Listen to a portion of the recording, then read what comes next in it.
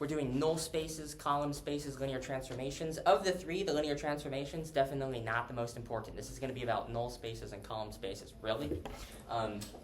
Because I didn't want to waste like 10 minutes of class time just printing this, here it is. This is in fact, this is not in the textbook actually. I came up with this when I was preparing lecture notes to help you out, so take a picture of it if you need. Basically, here's our definition. So if we're going to talk about null spaces and introduce something new, let's define what we're talking about.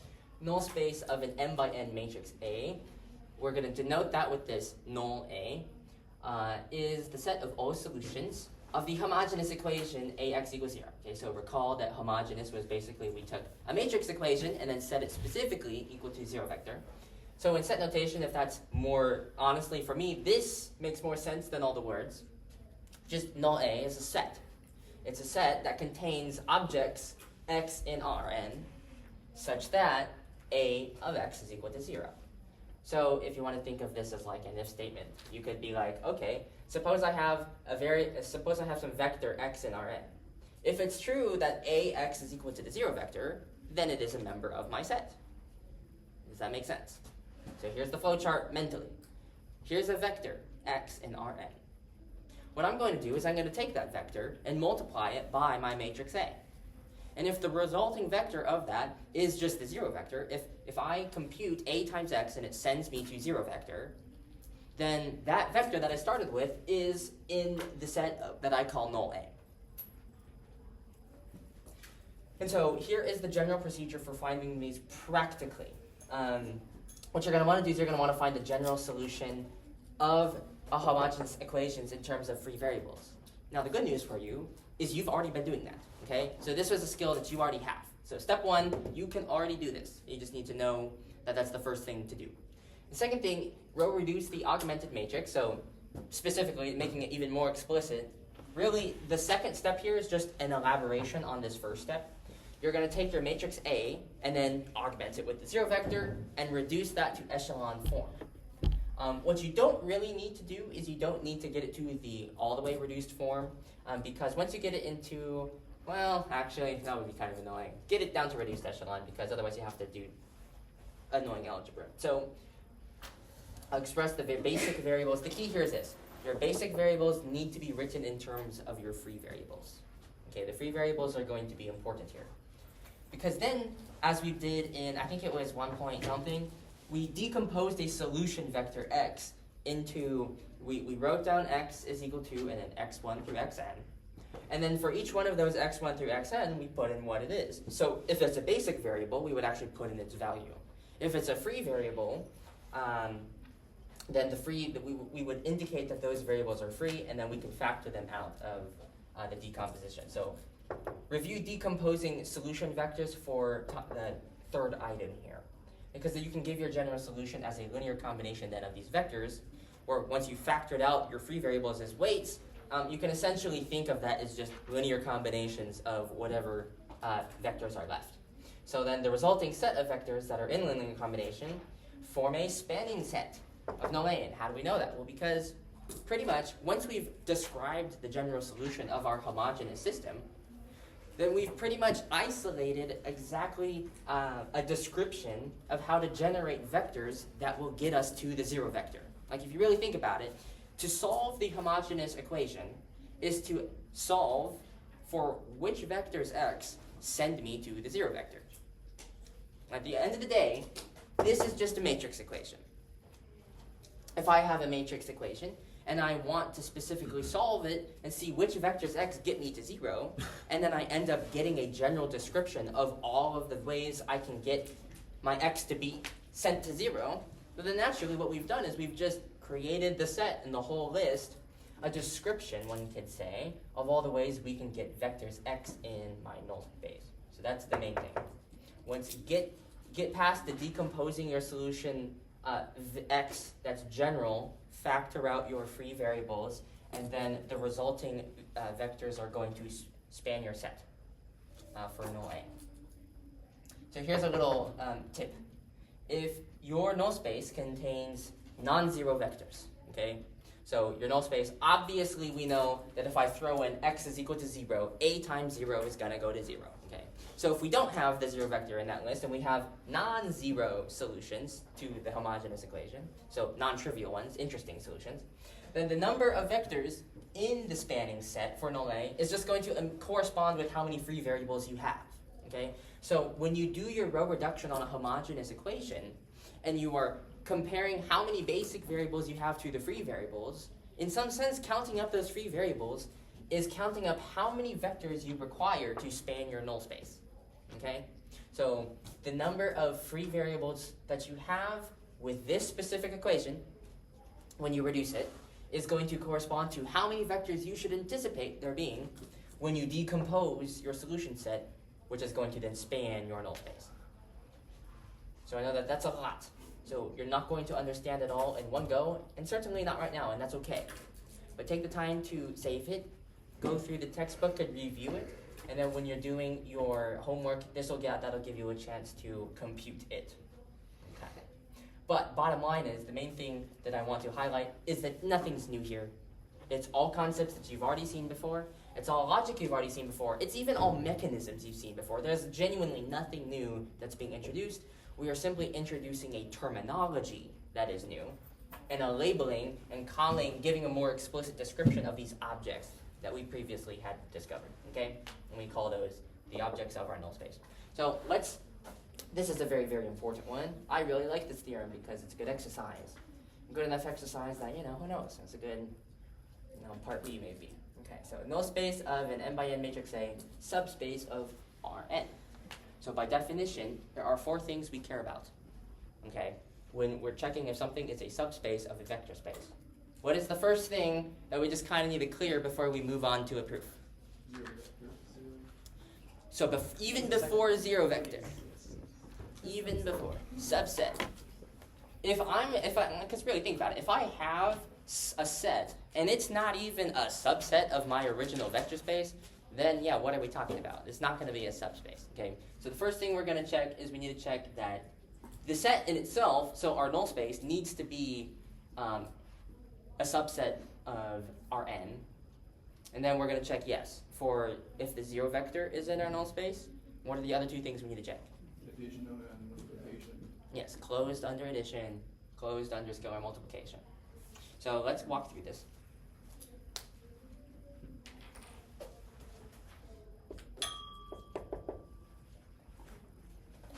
Let A be an m by n matrix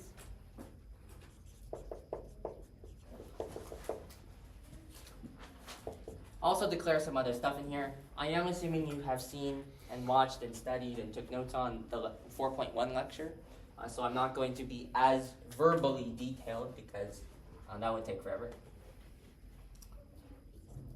I know I anticipate I will need 2 vectors u and v in my null space.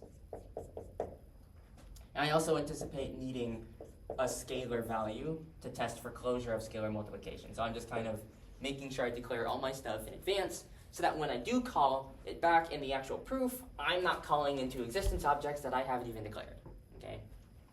So we want to show, let's articulate what the task is here. I want to show that the null space of A is a subspace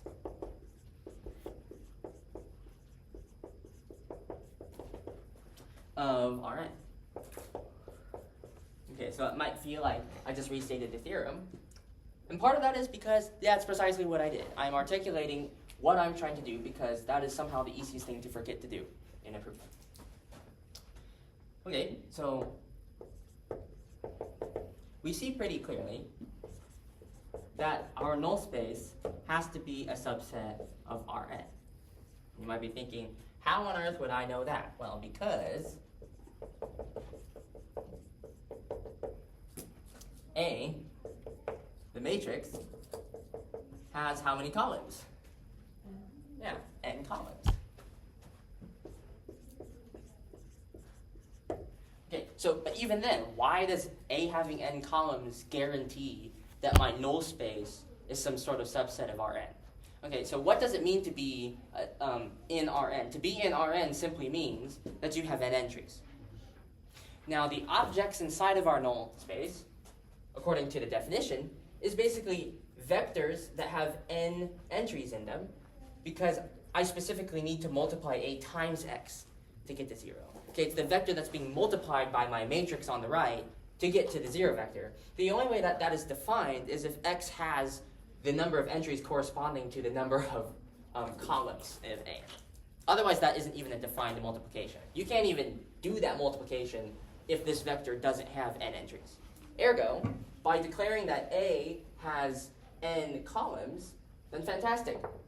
The objects, the vectors here that are definitionally n dimensions, will be some sort of subset of the overall number total vectors that have n entries. Okay? Does that make sense? So the argument that it's a subset because A has n columns checks out simply by the nature of the definition of what we mean by null space. Okay, and then let's move on to the 0 vector. So since if I take my matrix A and I throw in the vector 0, what does A times 0 equal? 0. It's going to be 0 vector. Okay. So by definition, any vector here that returns to me the 0 vector, I can consider that that element is a member of the null space. Ergo, 0 is in the null space. So I've shown that 0 vector is in fact in what I'm trying to claim is a subspace. It's the first of 3 axioms. Does that reasoning make sense? So by definition, what it means to multiply A times 0, well, that's just an x in this case. And this x happens to result in a 0, so that is going to be in my null space. Okay, so to show closure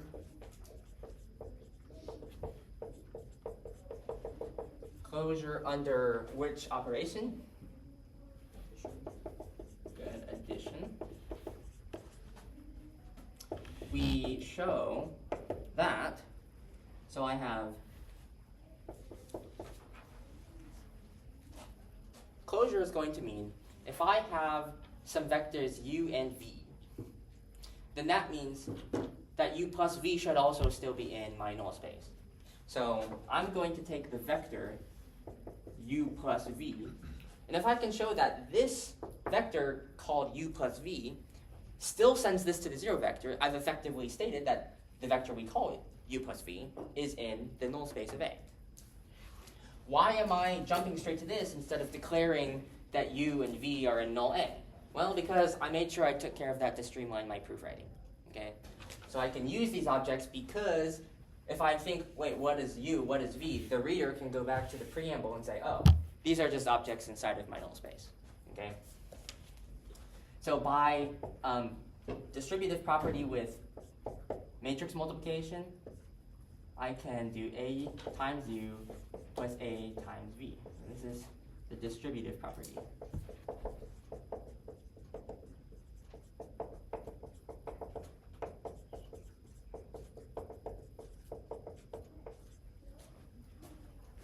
Okay. Why is that helpful? What is A times u by definition? 0. Why is it 0 vector? Because it's in the null space. Yeah, because we declared that u, for the sake of this proof, is an object in the null space. And what does it mean to be in the null space? To be in the null space means that if I take my A and multiply that vector, it's going to go to 0. What about A times v? Plus 0. Yes, 0 vector.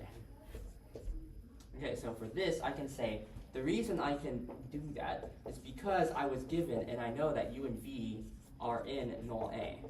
They are doing and behaving definitionally as the objects in the null space of A. Okay, but that's fantastic, right? Because this is what we want to show. 0 vector plus 0 vector, 0 vector. So this vector times A overall. So think of u plus v as one vector. Kind of just make that a single unit in your mind abstractly. A times this single unit produced the 0 vector. So definitionally, what can I say about this odd object?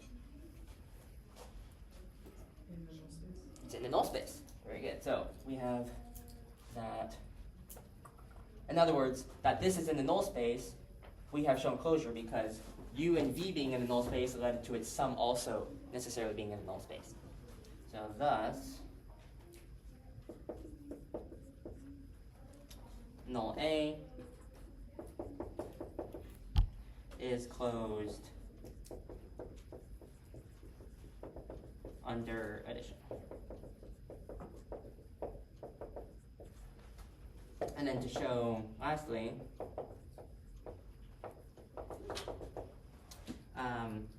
that null A is closed under, what's the other operation? Scalar multiplication. Good, scalar multiplication. We show that. Again, I can just jump right into it because I've already made sure to clear my stuff. I am going to see what happens if I take my A and multiply it by the vector we call CU, because that is scalar multiplication. And then by, again, the algebraic properties that we've already discussed, constant multiples can come out. So it's C times AU. This is constant multiple.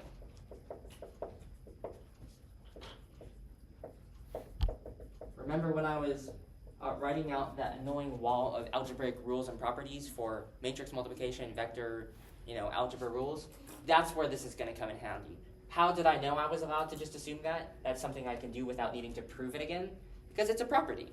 It's part of what it means to be in matrix, multiplication, stuff like that. Okay, so then this is equal to C times, what is A times U? 0 vector. Why is it 0 vector? Definition of null A. Yeah, because U is what? A member of null A. Meaning that if I take U and then I use A and multiply by U, it should return me the 0 vector. What's C times 0 vector? Okay, effectively, what have we shown here? A times whatever this object is got me to the 0 vector. Meaning that this object here is definitionally what?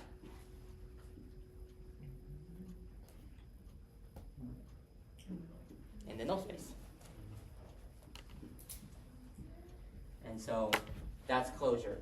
The fact that we had a C times C and U being, C is a scalar, U in the null space, and then their product is also in the null space, we have shown closure. So this is pretty much, you could actually just finish the proof like that. Because there's nothing else to say there. If you wanted to, you could say something like, thus, null A is closed under scalar multiplication, and it satisfies all of the axioms, blah, blah, blah.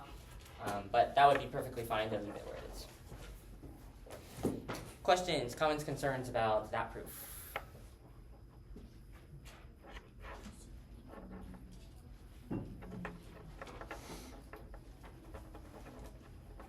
Questions about the definition of null A?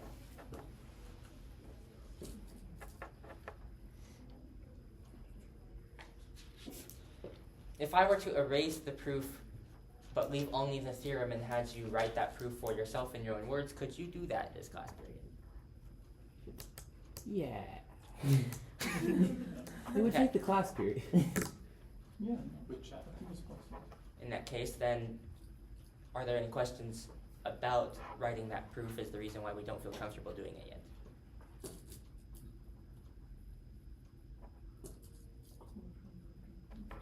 Okay, well now you have something to practice, and by practice, strongly recommended. And let's move on to the column space.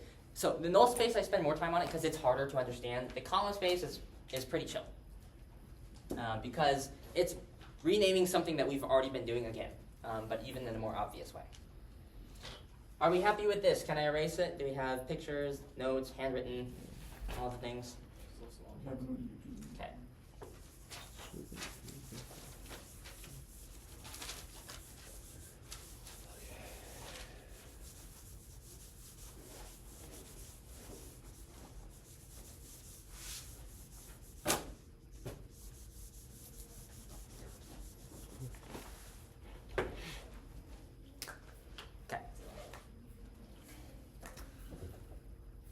definition, let's now cover column space. The column space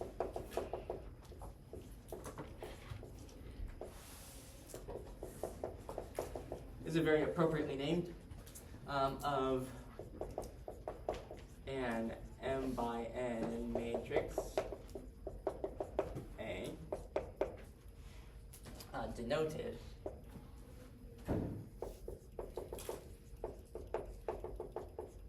call A is the set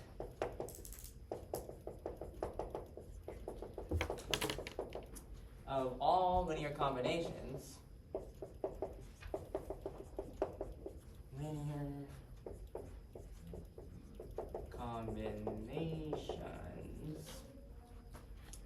of the columns of A.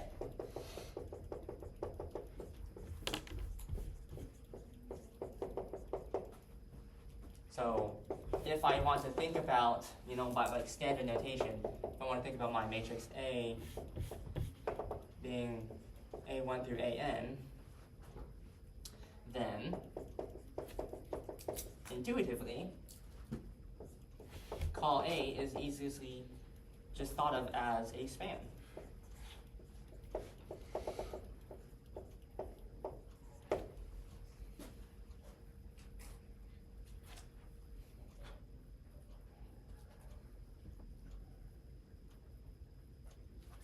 Column space, denoted call A, the set of all linear combinations of the columns of A.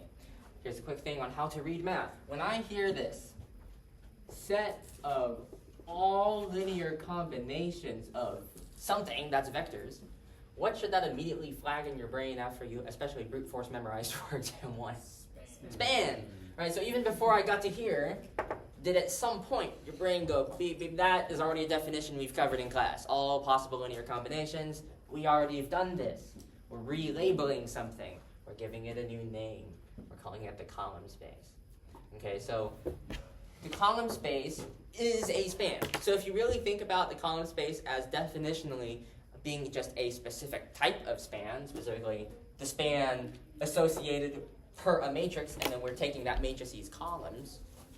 So it's not a generic span of just random vectors. It's going to be the span specifically of the column vectors you take out of the matrix. But fundamentally, if it's just a span, you already know everything behaviorally and algebraically about column A, so long as you know what the span is. It's going to behave the same. Why does it behave the same? Because it is exactly the same thing that we've already talked about. And then, shocker, shocker, the column space is also going to be a subspace. Now, I'm not going to do the entire proof, but I'll outline the kind of key components that you would need to have in a proof for it to be complete.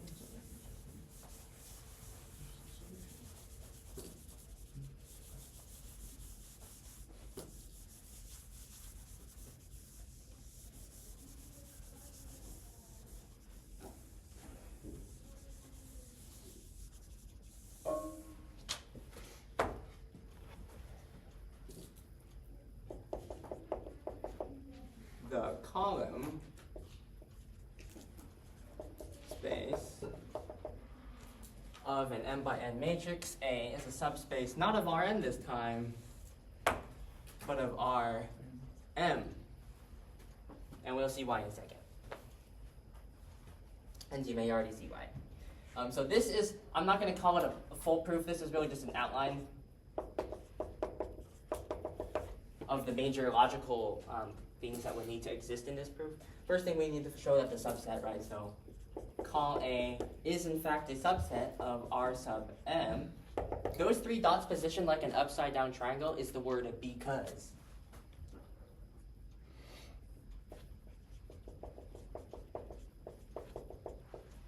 Because A is M by N.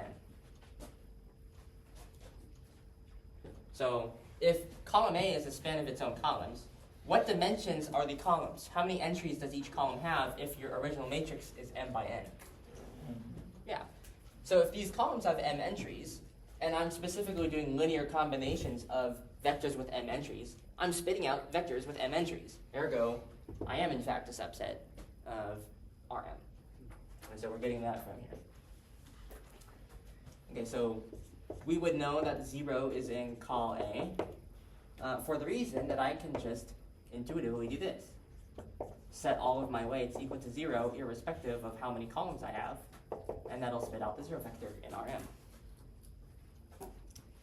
If I took some u and v in the column space of A, then that implies I could express u as some sort of linear combination of the columns by definition. So C1A1 plus CNAN, and then I could think of my v, I just need different variable names, so D1 through DNAN, where, and I'm going to be careful to indicate that my C1 through Cn and D1 through Dn are scalars. And then that's going to imply that their sum, u plus v, is equal to, I know this is shortcutted, so don't take this as the actual proof. Again, this is just outline of the logic. Cn through Dn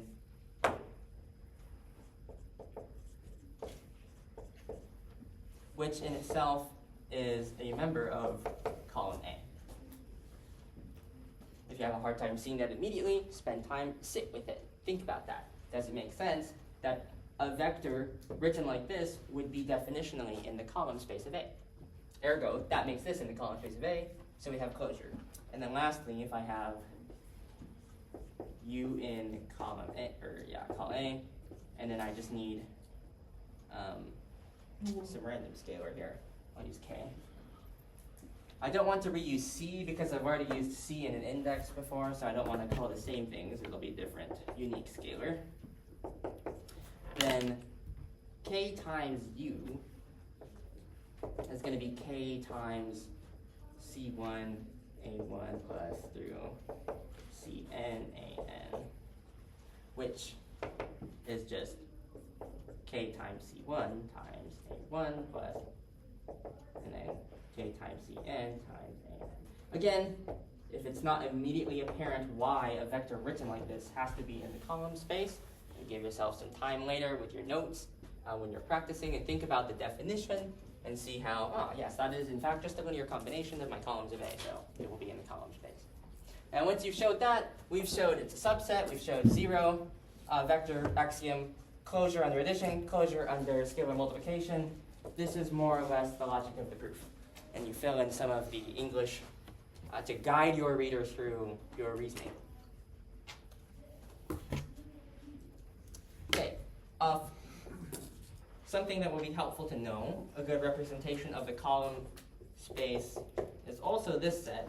You can think of the column space of A as really just being the set of vectors B coming from AX, such that X is in Rn. In other words, what vectors can I spit out given a matrix A, and then if I plug in some X in Rn? If the more you think about that conceptually, you might begin to think, that sounds kind of like when we just talked about the range of a linear transformation, right? All the possible accessed outputs based off of all the possible inputs. So similar logic here. So let the concepts kind of come together because there is some analog thought. Okay? Okay, questions about the column space. This one's the more straightforward one. Basically it says, hey, I'm giving you the matrix, meaning I'm giving you an explicit description of all of the columns. So take those columns, and any combination you make linearly with those columns are going to generate vectors that are what we call something in the column space. So this one's a little bit more straightforward visually, explicitly, than the null spaces. Okay, so a few definitions here that'll kind of tie together what we mean by where do the linear transformations come into play with this stuff.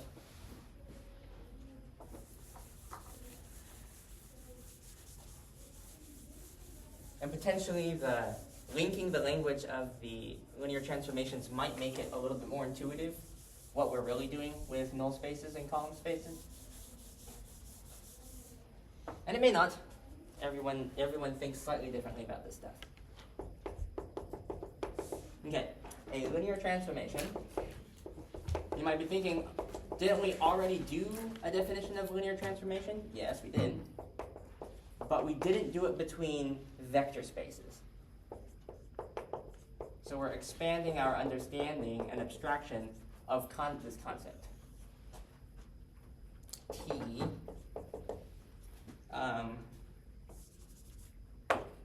from a vector space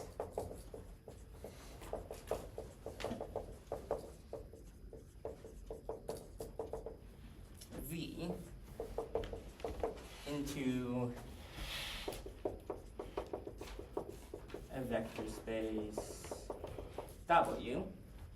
That's not a very good W. W is a rule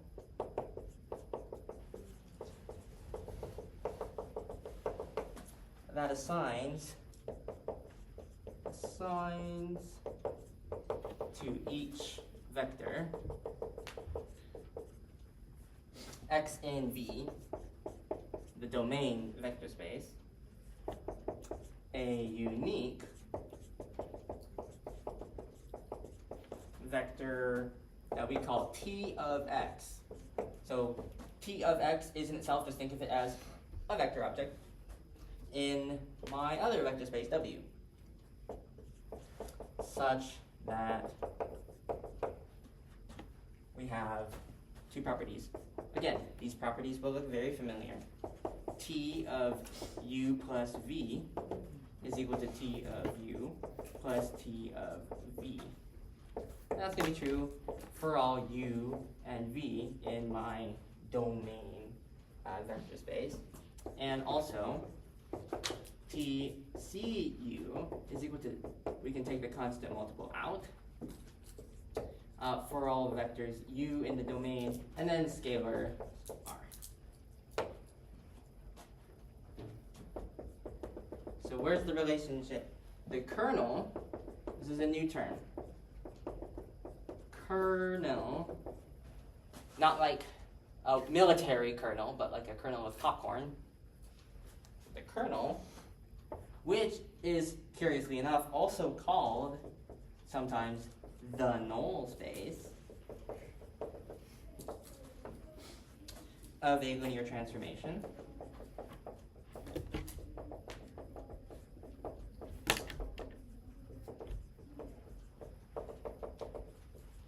T is the set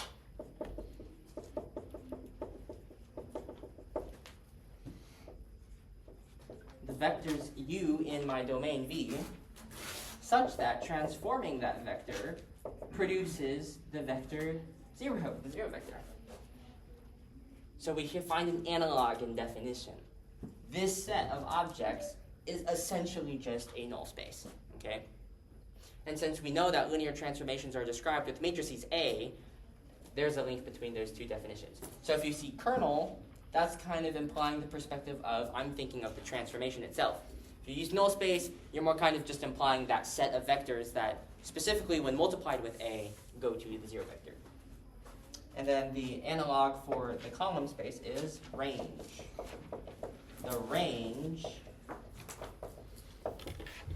of T is this set of objects. All of the vectors T of x, such that x is coming from my domain vector space. In other words, the range is how many kind of vectors can I access if I throw in all of my vectors from the first vector space and see what it spits out. And then I take all of the things I could have possibly spit out, and that makes my range. That is effectively what we're doing with a column space. Okay. Let me see the time. Questions about this definition or those?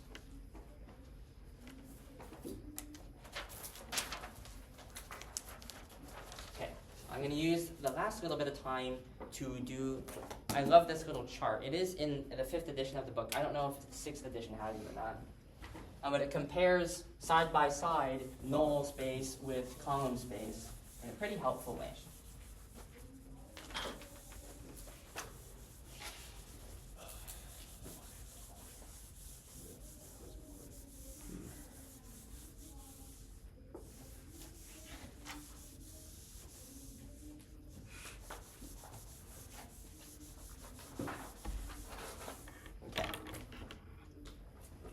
So over here, on the left side is going to be T null space.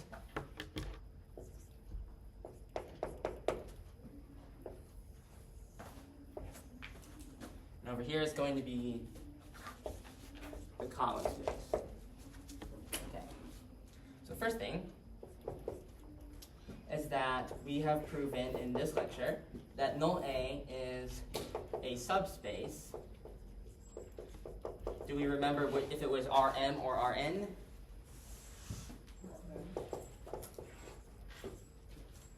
Again. And then the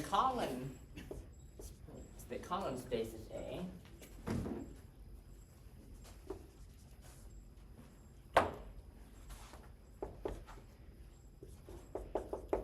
Is a subspace of Rm. Okay, so there's that. This one, subspace of Rn. That one's a subspace of Rm.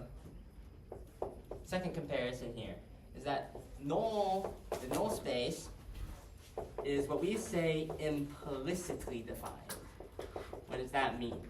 Well, that's not how you spell implicitly, first of all. Implicitly.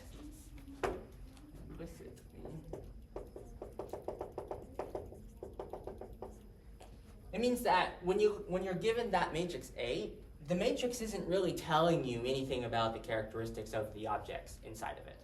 Compare that to your column space,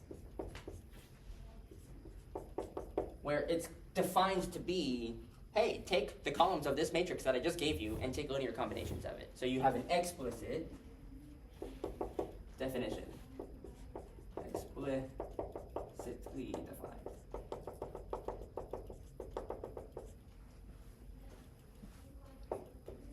Third comparison is that if we want to actually know what is in a null space, we have to do something. We have to do row operations. So row operations on this augmented matrix, right? I take A and then I do the homogeneous equation to find vectors in null A. Whereas over here, with the column space, I just take linear combinations of the columns that I've already been given. So linear combinations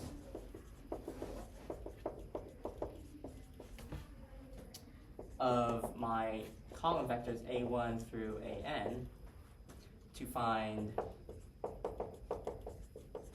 vectors in the column space.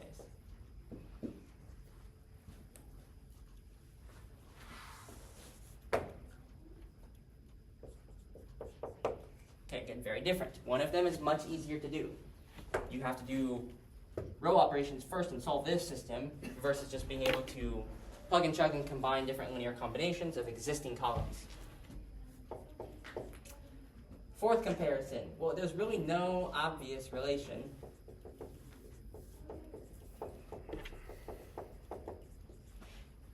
between my null space of the matrix and the matrix itself. Whereas there is a very obvious relation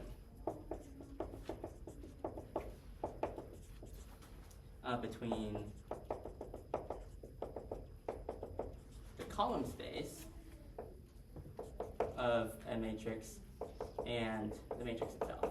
Because by definition, the column space is taking the exact entries of the matrix A and then doing linear combinations. So 3 and 4 kind of go together, but restated slightly differently maybe helps.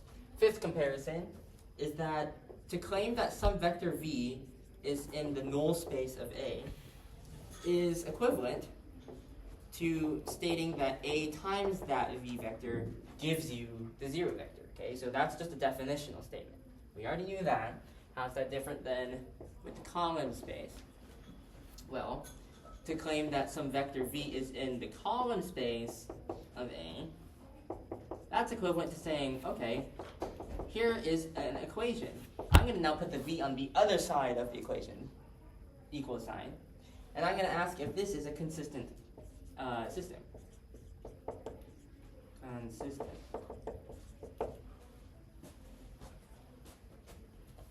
So null space and column space are fundamentally looking at two different sides of the equal sign here. Okay. Sixth comparison is that you can just simply, if I want to test if a vector is in a null space, it's actually really easy because I just need to compute A times V, or whatever vector, to determine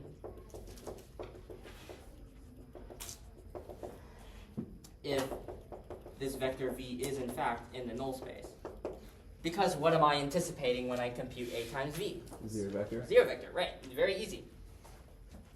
Versus, this is the first time where the column space is a little bit more complicated, right? Because now I need to row reduce. In order to figure out if this is truly consistent or not, I would then need to row reduce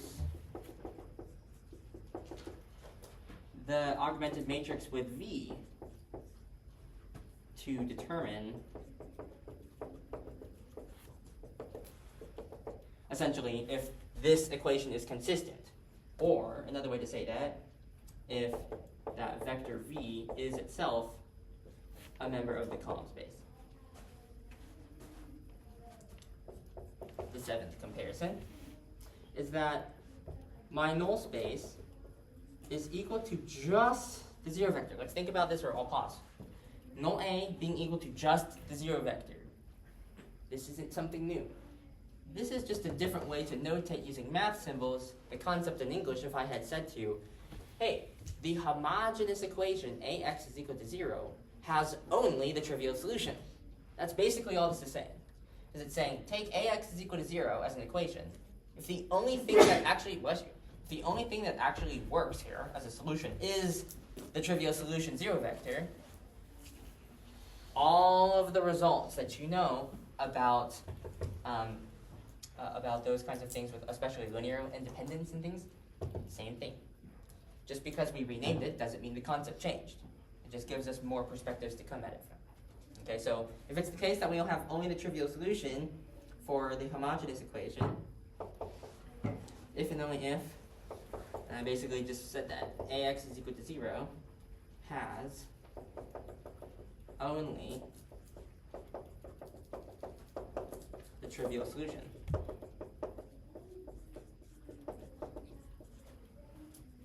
Versus over here,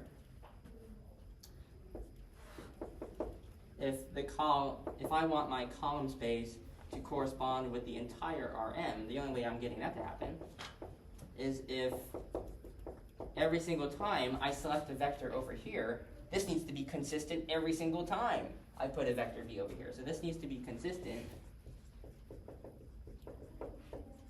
for every single b I could possibly choose.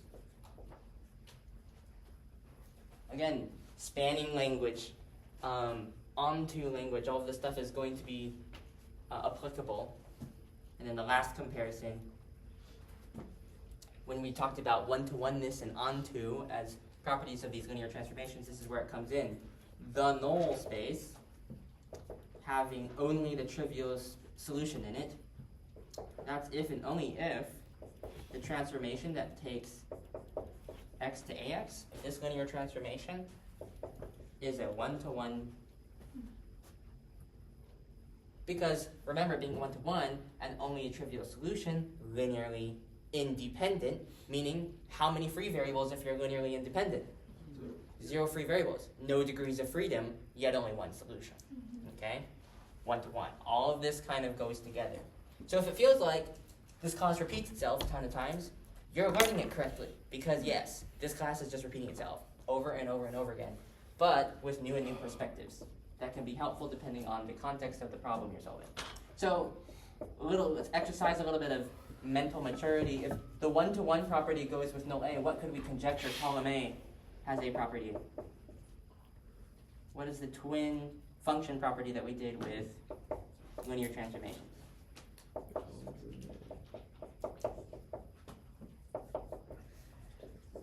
Onto. Because again, think about it. If I'm claiming that no matter what vector I stick over here, I'm always going to have a solution, that means I can access all possible vectors over here with this many entries in it. In other words, every single possible linear combination, it just ends up being every single possible vector. Well, if I cover the entirety of that set, I'm onto it. So these aren't distinct, different statements. They're really all just, again, perspective things, helping us with the terminology and the jargon. The concepts are going to be the same. Is the comparison slightly helpful to distinguish between our null space and our column space? Okay, so we can definitely see null space is going to be easier in certain respects as compared to the column space, but then the column space is going to be easier with certain respects as compared to the null space. So if it feels like when you're doing homework and it's like this arbitrary distinction of, okay, why is this more important than this? Or why do we tend to care about null spaces of this, where we only care about column spaces of these situations? Well, these are kind of the reasons. It's because this is underlying behaviors and properties that we're aware of, and so we'll naturally tend to always choose the easiest route possible when attacking the problem. Okay, questions, comments, concerns?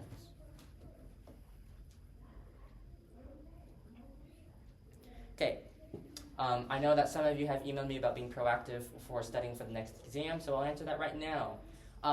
If you are unable to reproduce any of the proofs from 4.1 and 4.2, you're in trouble.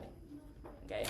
Be able to reproduce those, not just reproducing them, but understanding why you're able to do them, because you need to be prepared to be proving that something is a subspace of something.